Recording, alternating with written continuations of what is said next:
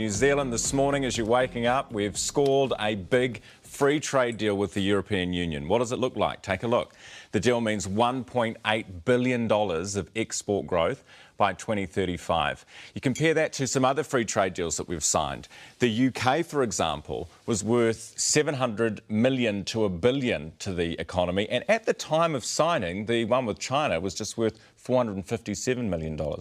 The EU deal will see tariffs removed immediately for exports like kiwi fruit, wine, onions, apples, manuka honey, manufactured goods, and almost all fish and seafood and other horticultural products as well. But the Meat Industry Association is seeing red, with the CEO saying she is, quote, extremely disappointed that this agreement does not deliver commercially meaningful access.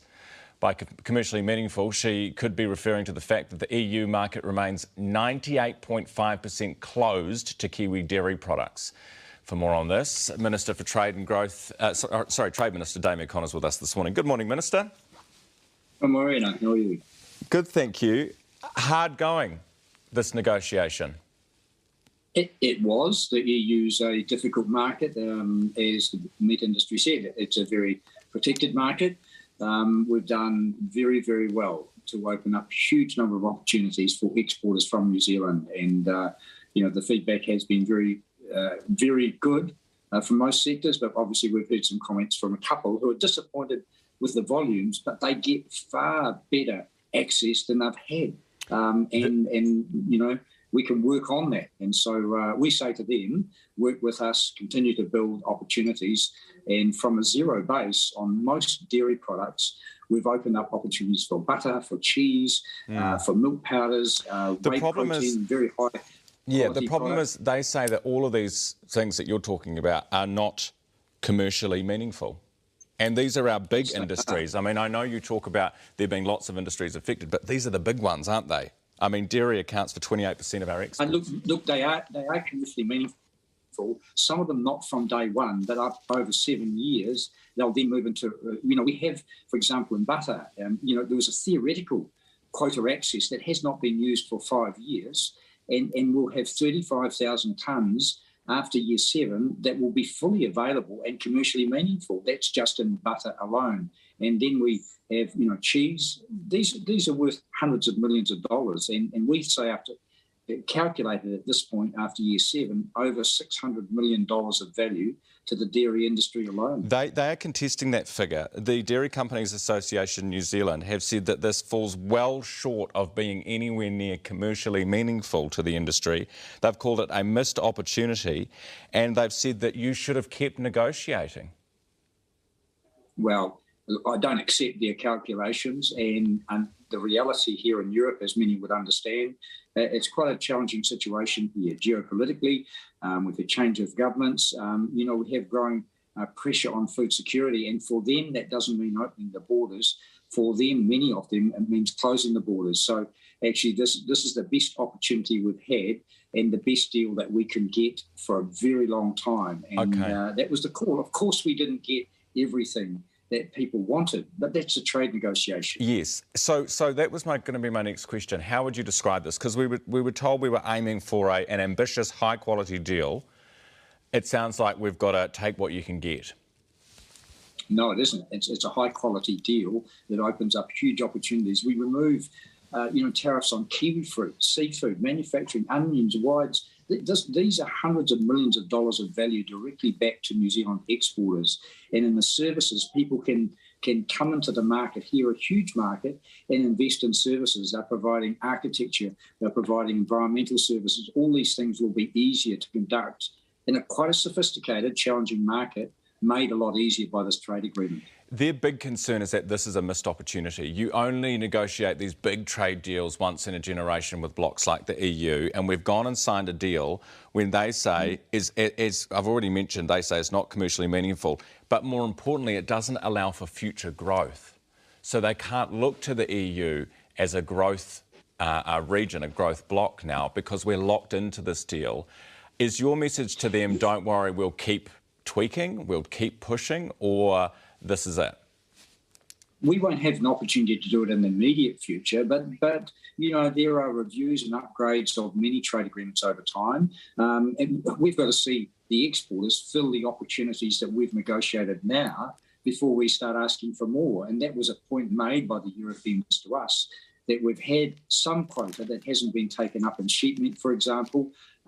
We haven't filled all the opportunities there. In some of the other quota markets, there have been tariffs that have made it uncommercial, and we accept that. So we've negotiated down those tariff rates. Some of them still remain really high at entry into force, but they've come down, and for milk powders from a 50% tariff down to a 20%. Right. And depending on the kind of milk powder, people will trade into that market on that. Minister, just very quickly before we go, because we are going to talk to Sam McIver, who's travelling there with you, can Kiwi cheesemakers call feta feta and Gruyere Gruyere and Parmesan Parmesan? Feta, they will have 9 years to still call it feta, and that will be phased out. For Gruyere and for Parmesan, those people who are using it now, with Gruyere, if they've been using it for the past 5 years, they'll be able to continue to use that for as long as they like. And the same as with Parmesan.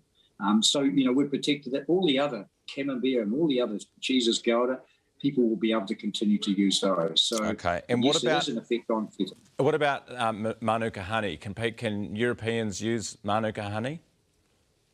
They can buy it, and they'll be able to buy it without any tariff on it, and that's a huge opportunity. The IP issues have yet to be resolved, but New Zealanders can still how come we gave them sell. feta, they won't give us honey? That doesn't seem very fair. Well, they have given us honey. That is that, of course, they're going to market Manuka honey, buy Manuka honey and other honeys tariff-free. That's a huge opportunity. Minister, I know it's been a hard negotiation, so good on you for getting it across the line. Really appreciate your time this morning. Trade Minister Damien O'Connor in Brussels, 15 after 6. Now, New Zealand Beef and Lamb CEO Sam McIver is travelling with the party. He joins us now from Brussels too. Good morning. Evening here, and to be honest, it's a pretty damp one. Is that how you're feeling too? Yeah, we're feeling very disappointed with the result. 10,000 tonnes into a market that consumes 6.5 million tonnes per year, in our view, is a very disappointing result. The Minister says, don't worry, we can keep pushing. This is the best deal we could have got. Do you think he's right? I think what we know with the EU is that the EU doesn't give you anything more in the future. What you get is what you get. And I have to say, the EU has been very disappointing in this negotiation. They talk about values. They talk about commitment to climate change, environment, animal welfare. But absolutely, when it comes to free trade, they talk a big game on that as well. But the reality has just not followed that. Bit of virtue signalling from the Europeans, you reckon? Sam? Absolutely. Yeah, interesting. Is this a missed opportunity? Is this does this lock us into our position, particularly for beef and lamb and also dairy? Does this lock us into a position which limits our future growth in this market? Oh, listen, if you look at the way that we produce in New Zealand, and I've talked to probably 15 or 16 member states in the last week, and they absolutely agree that our values align in terms of our commitment to the environment, to sustainability, to animal welfare, and yet when it comes to the crunch, they're not willing to offer up any opportunity into that market. Sam, thanks so much for your time this morning or evening for you in Brussels. Really appreciate it. New Zealand Beef and Lamb CEO Sam McIver. So there you have it, 18 after 6. There's your wrap-up of what's happened overnight from Brussels. We have a deal. The Minister describes it as a high-quality one, but obviously there are some big players in our export markets who are very unhappy this morning, and to quote one of them, deeply, deeply disappointed.